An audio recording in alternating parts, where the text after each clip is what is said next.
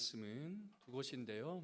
먼저 구약 성경 여호수아 5장 13절에서 15절까지. 네, 계속 주일마다 여호수아서 말씀을 보고 있는데 오늘은 여호수아서 5장 13절에서 15절까지. 네, 여호수아서 5장 13절에서 15절까지.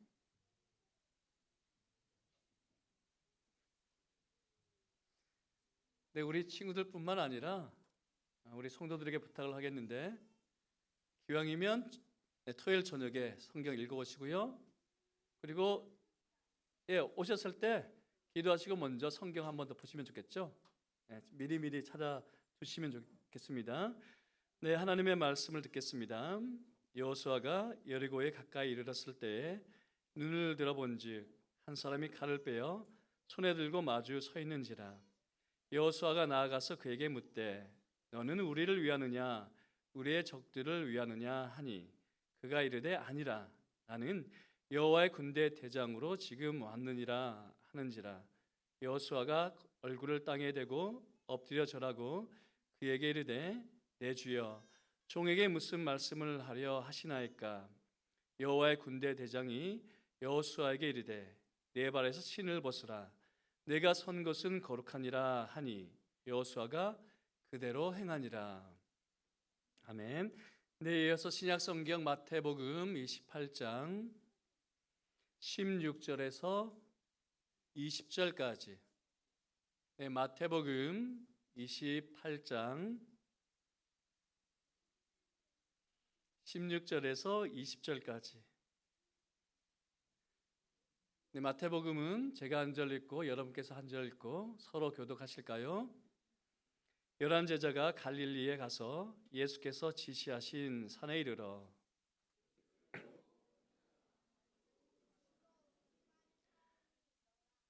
예수께서 나와 말씀하여 이르시되 하늘과 땅의 모든 권세를 내게 주셨으니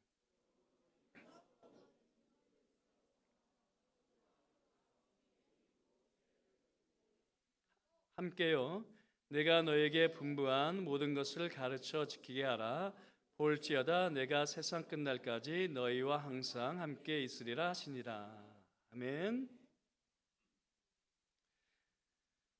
네, 오늘 우리 친구들 먼저 복습을 해볼까요?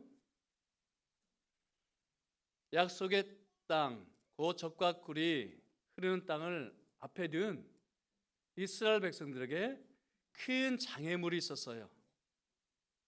약속의 땅에 들어가려고 했더니 무엇이 있었을까요? 네, 요단강이 있었죠, 그렇죠?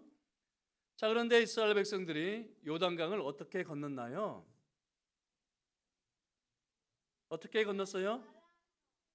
갈라서 건넜는데, 중요한 것은요, 갈라서 건넜는데 중요한 것은 어떻게 갈라졌을까? 이게 중요해요.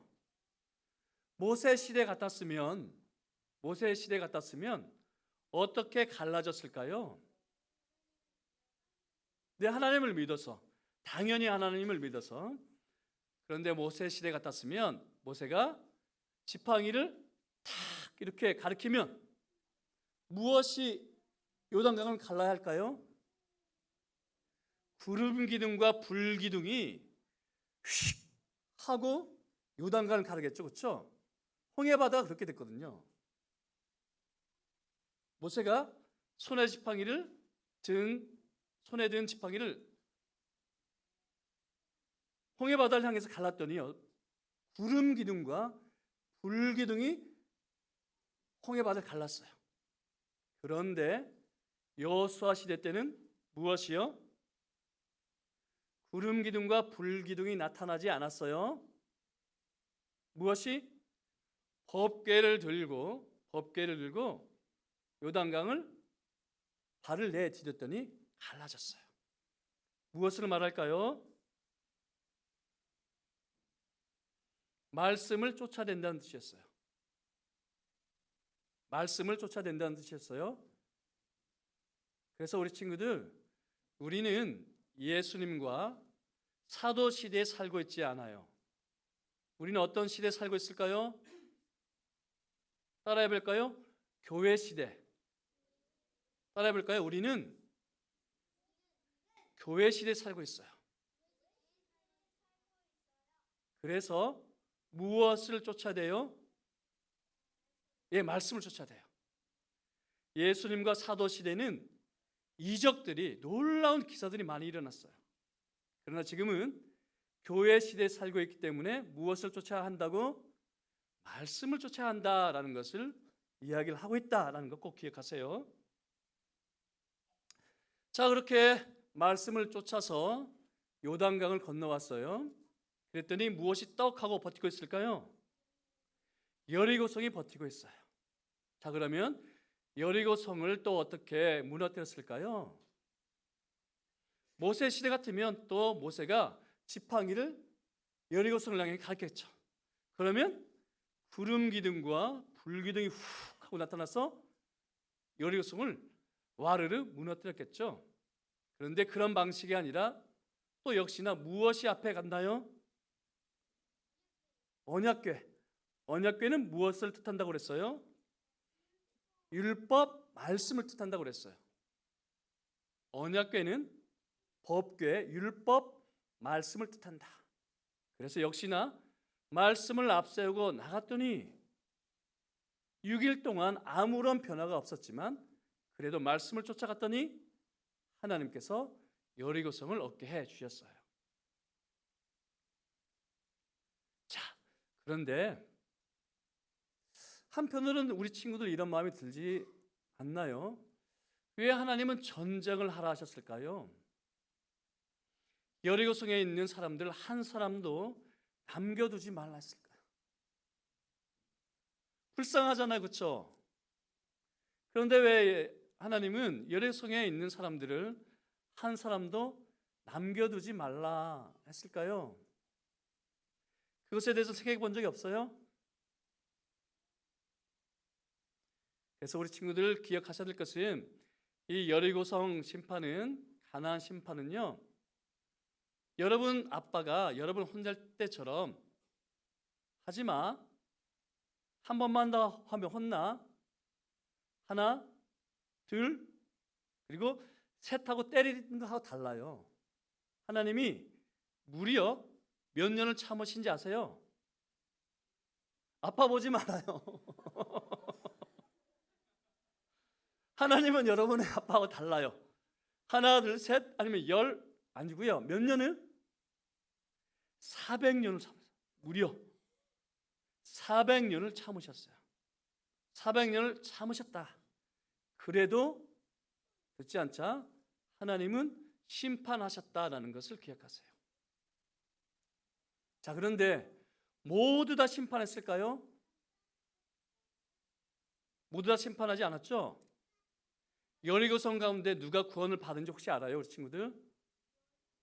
여리고성에서 구원받은 사람이 있어요. 네, 2명의 정탐꾼을 숨겨준 라합과 라합의 가족은 구원을 받았죠. 그러니까 무조건 심판하지 않고요, 심판 가운데 있었지만 하나님의 복음을 받아들인 사람은 구원해 주셨어요. 그리고 또 지나면 기브온 사람들이라고 있었는데 기브온 사람들도 하나님께서 구원해 주셨어요.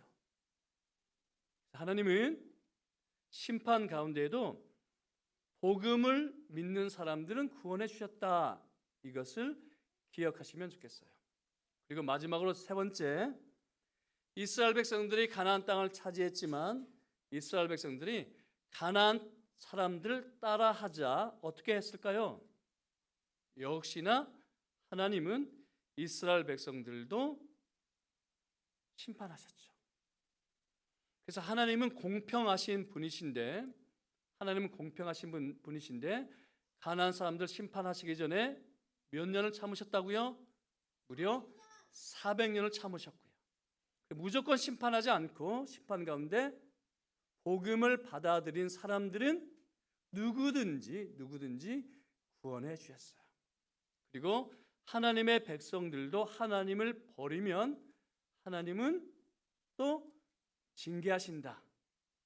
이게 하나님의 공의, 하나님은 공평하시다라는 것을 우리에게 말해주고 있어요.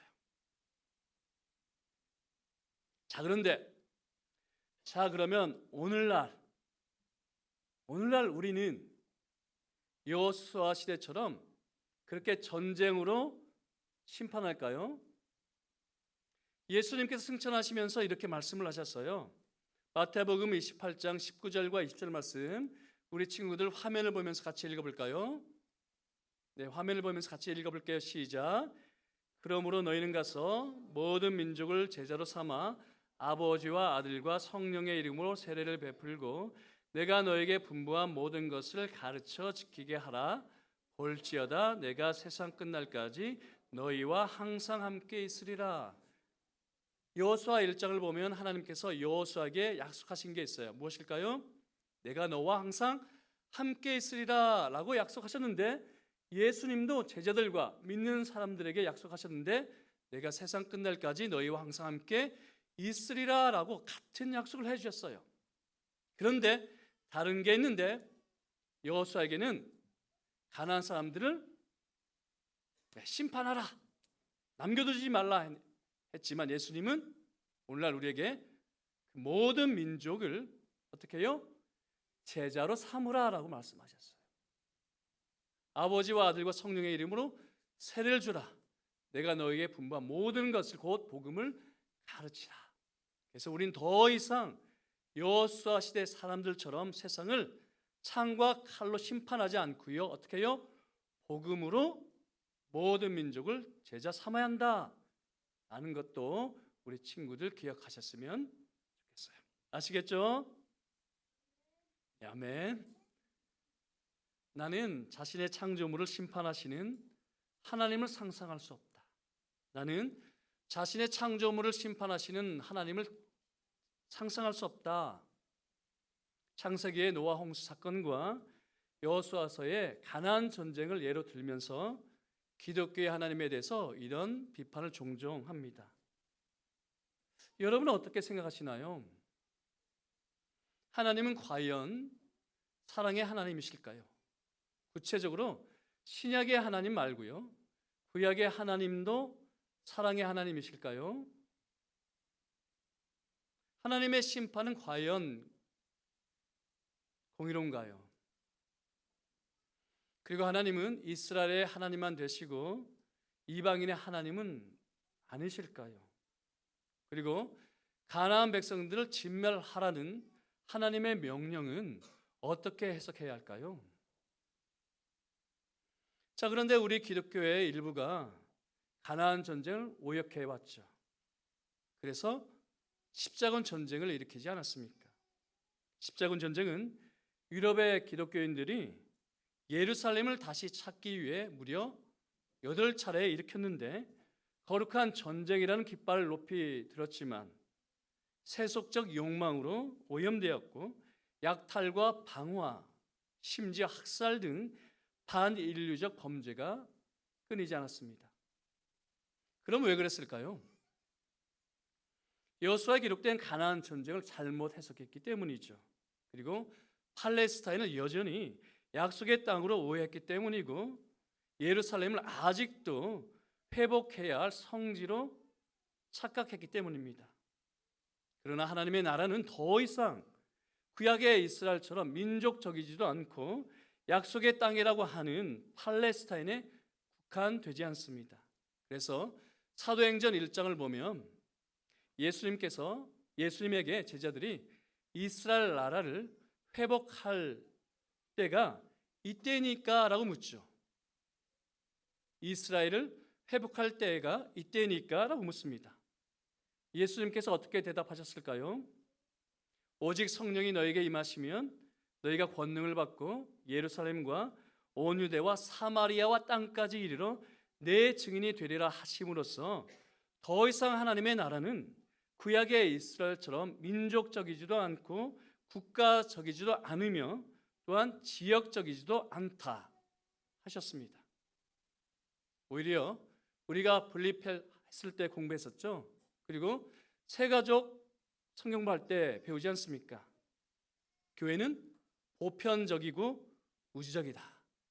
교회는 민족적이거나 국가적이지 않고 오히려 보편적입니다.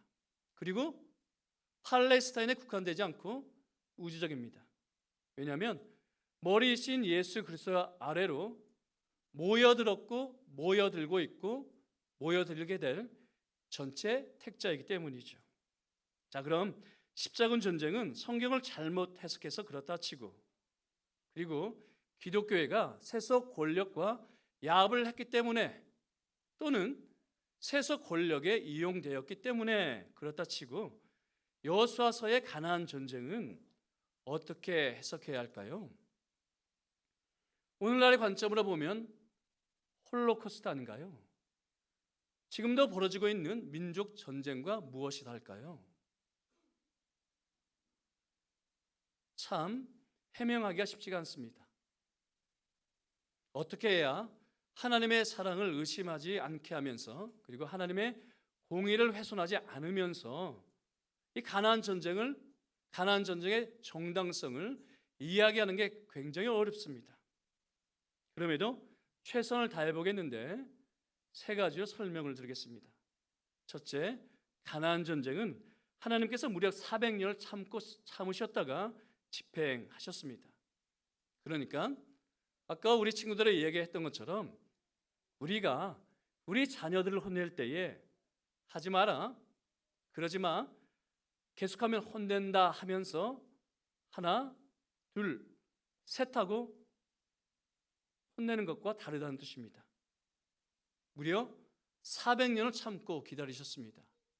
창세기 15장 6절 말씀에 드러나는데, 제가 읽어드리면, 내 자손은 사대 만에 이 땅으로 돌아오리니 이는 아모리 족속의 죄악이 아직 가득 차지 아니함이라. 자, 창세기 15장에는 하나님의 언약이 있죠. 아브라함에게 땅을 주시겠다 약속을 하셨습니다. 그러시면서 미래에 있을 두 가지를 알려주셨죠. 첫 번째, 이스라엘 백성들이 이방에서 객이되어 400년을 종살이 할 것을 알려주셨고, 그 후에 큰 재물을 이끌고 나올 것인데, 그때는 아모리 족속 곧 가나안 백성들의 죄악이 가득 찰 때라고 알려주셨습니다. 자, 그렇다면 이스라엘 백성들의 출애굽은 무엇과 연동되었다는 뜻일까요? 가나안 백성들의 죄악이 가득 찰 때라는 뜻입니다. 무엇을 알려주는 사인일까요? 가나안 땅에 죄악이 차고 넘쳐서 더 이상 참고 봐줄 수 없을 때라는 뜻입니다. 그래서 그 한계를 넘어 하나님께서 심판을 하셔야 했는데, 마치 노아의 홍수 사건이 120년을 참고 기다리셨다가 집행하셨던 것처럼 가나안 심판도 무려 400년을 참고 기다리셨다가 폭발했을 때에 칼을 뽑으셨다는 뜻입니다. 둘째, 가나안 전쟁은 자원을 빼앗기 위한 전쟁도 아니었고 영토를 확장하기 위한 전쟁도 아니었습니다. 그러니까 제국주의자들이 아프리카, 아시아 그리고 아메리카로 가서 자원을 약탈하는 그런 전쟁도 아니었고, 그 빼앗아온 자원으로 만든 제품을 다시 팔 시장을 확보하기 위한 전쟁도 아니었다는 뜻입니다. 두 가지가 증거인데요. 첫째, 가나안의 이번 전쟁의 군대 장관은 누구일까요? 여호와 하나님이시기 때문입니다.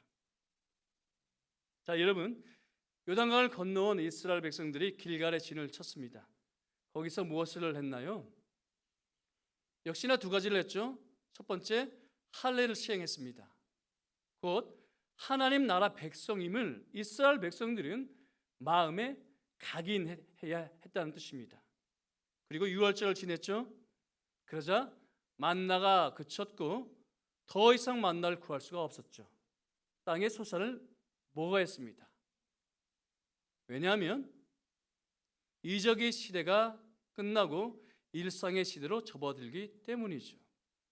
두 가지가 증거라고 했습니다. 구름 기둥과 불 기둥은 사라졌고 법궤, 곧 말씀을 쫓아야 하는 시대였습니다. 하늘에서 내려오는 만나는 그치고 땅의 소산을 먹어야 하는 시대였습니다. 이적의 시대는 저물어 가고 있고 일상의 시대로 접어들고 있다는 뜻이죠. 그 이후 여호수아와 이스라엘 백성들은 여리고로 가까이 왔습니다. 당연히 여리고를 살펴봤겠죠. 그런데 누가 출현할까요? 여호와의 군대 장관이 나타납니다. 그리고 여호수아에게 명령을 하죠. 내가 쏘는 것은 거룩하니 내 발의 신을 벗으라. 참 이해할 수 없는 사건인데 무엇을 뜻할까요? 가나안 전쟁의 성격을 이야기합니다. 그 가나안 전쟁은 여호수아나 이스라엘 백성들이 함부로 할 수 있는 전쟁이 아니라 여호와께서 명령하셔야만 계시를 하고 여호와께서 명령하시는 대로만 해야 한다는 가나안 전쟁의 성격을 보여주고 있습니다. 그래서 방금 강조했던 것처럼 이스라엘 백성들이 가나안 전쟁을 위해서 어떠한 이익도 꾀하지 말고 오롯이 하나님의 공의만을 드러내야 했다는 뜻입니다. 여러분, 동서고금을 막론하고 그리고 시대를 불문하고 부족과 부족 사이의 원시 전쟁이나 민족과 민족 사이 또는 국가와 국가 사이의 전쟁이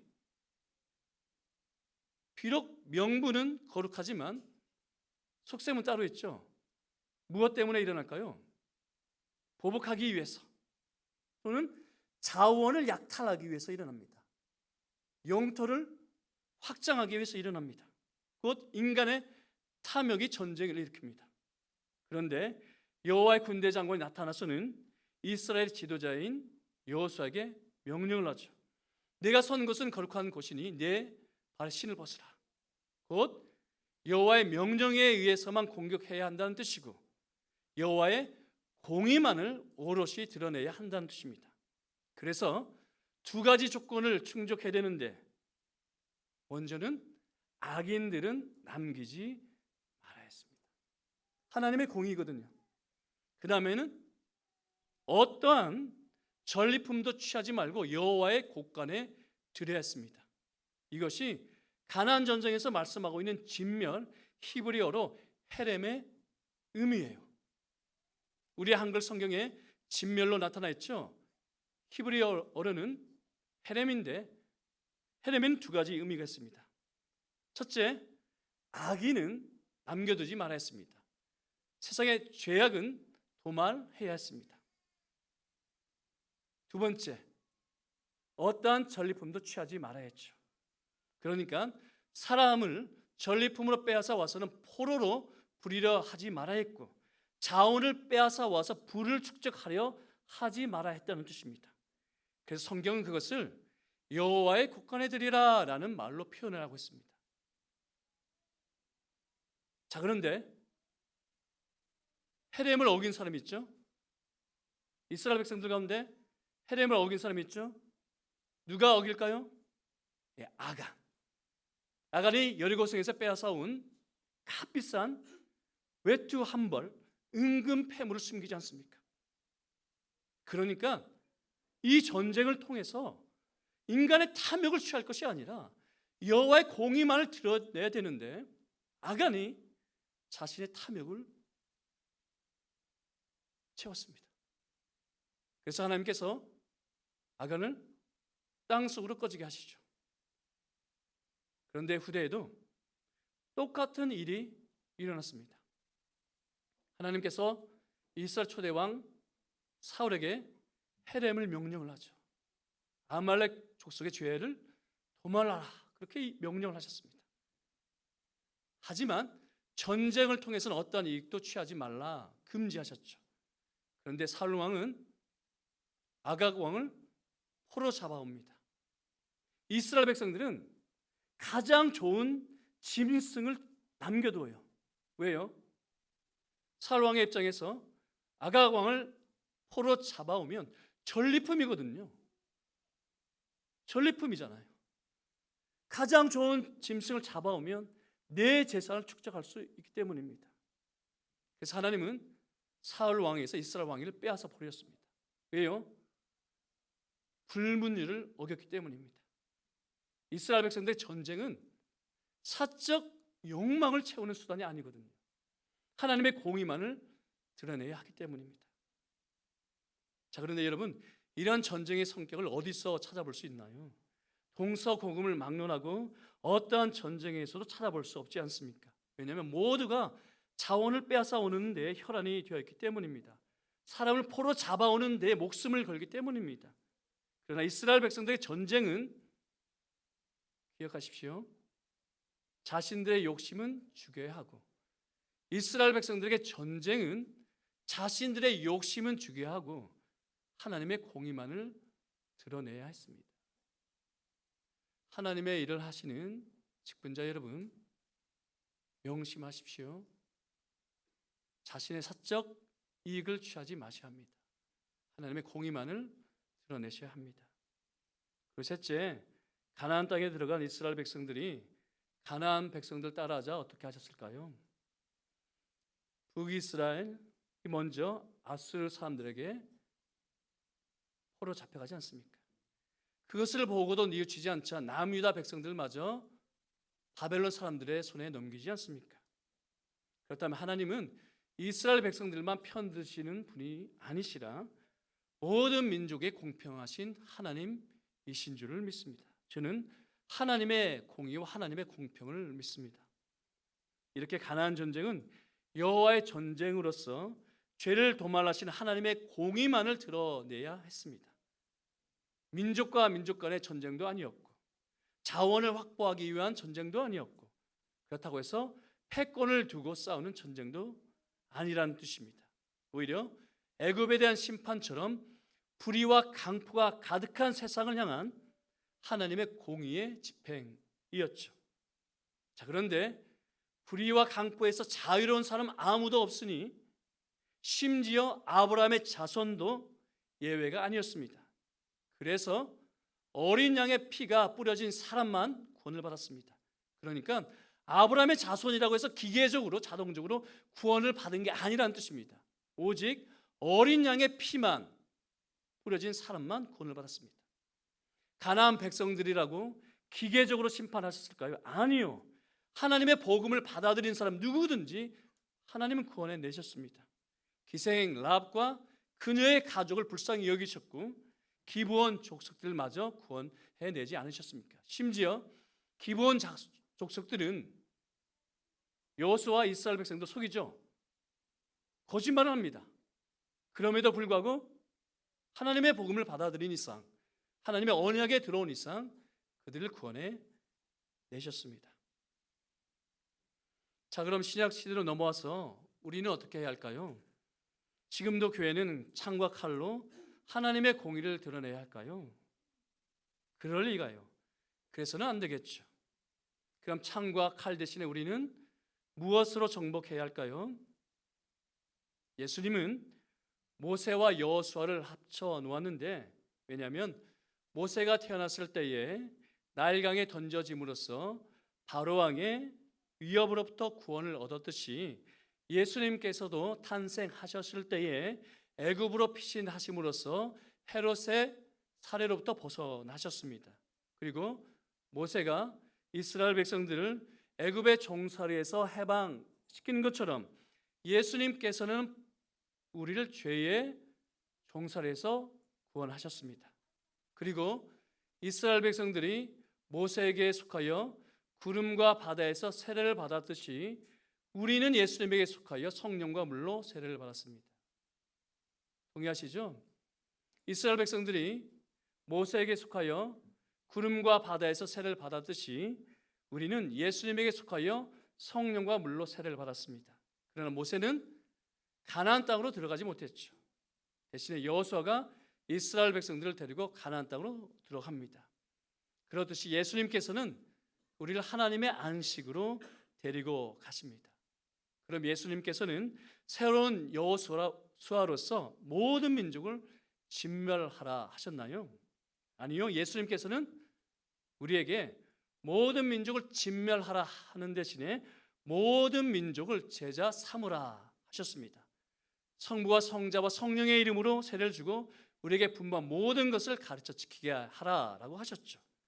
그리고 하나님께서 여호수아에게 너와 항상 함께 하겠다 약속하신 것처럼 예수님께서는 우리와 세상 끝날까지 항상 함께 하시겠다 약속하셨습니다.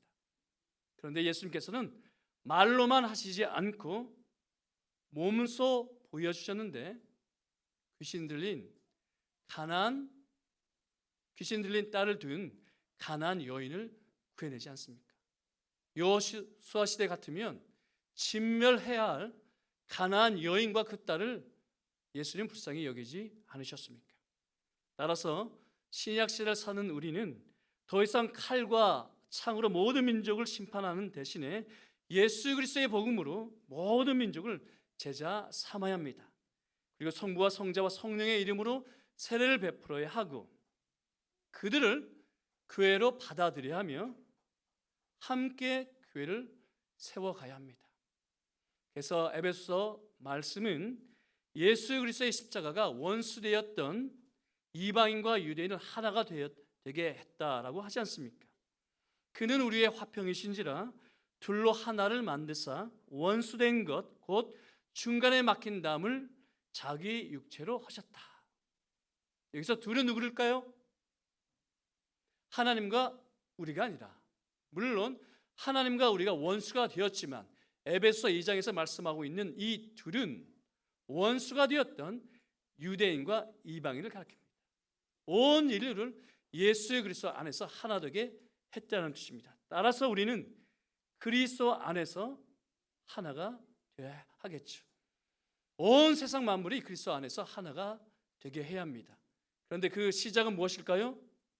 온 인류가 하나가 되는 것입니다. 자, 그런데 예수님께서 또 말씀하셨습니다.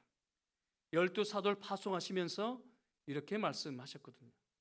뱀같이 지혜롭고 비둘기같이 순결하라. 자, 그렇다면 예수님을 알지 못하는 사람들에게 우리는 어떻게 복음을 전해야 할까요? 타 문화권 그리고 타 종교권에 들어가서 어떤 모습으로 전해야 할까요? 정복자처럼 굴어야 할까요? 아니면 무례하게 굴어야 할까요? 그렇지 않습니다. 사복음서에 많은 정보가 없지만 예수님께서 이방인들에게 가신 적이 있습니다. 두로와 시돈 땅으로 들어가셨고 이방인들이 많이 살고 있는 데가볼리로도 가셨어요. 무례하게 하셨나요? 그렇지 않죠. 오히려 예수님은 언약 백성들에게 사자처럼 토해내셨습니다. 내가 너희에게 행한 이 이적을 두로와 시돈에게 행했더라면 저 이방인들이 벌써 죄에 앉아 회개하였으리라. 자, 그리고 사도 바울은 어떻게 예수 그리스도의 복음을 전했나요? 특별히 우상이 가득한 아테네로 가서 어떻게 복음을 전했을까요? 일부러 충돌했나요? 신전에 들어가서 땅 밟기 기도를 했을까요? 아니요. 예수님의 말씀을 따라 뱀같이 지혜롭고 비둘기같이 순결하게 전하지 않습니까? 그러니 무력이나 무례가 아니라 사랑과 겸손으로 예수 그리스도의 복음을 전해야 합니다. 그러니 사랑하는 한금교회 성도 여러분, 여호수아에게 모든 민족을 진멸하라 하신 하나님께서 오늘날 우리에게는 예수 그리스도의 복음으로 모든 민족을 제자 삼으라 하시는 것을 기억하고 무례가 아니라 사랑과 겸손으로 예수 그리스도의 복음을 전할 수 있게 되기를 성부와 성자와 성령의 이름으로 간절히 축복합니다. 잠시 기도하겠습니다.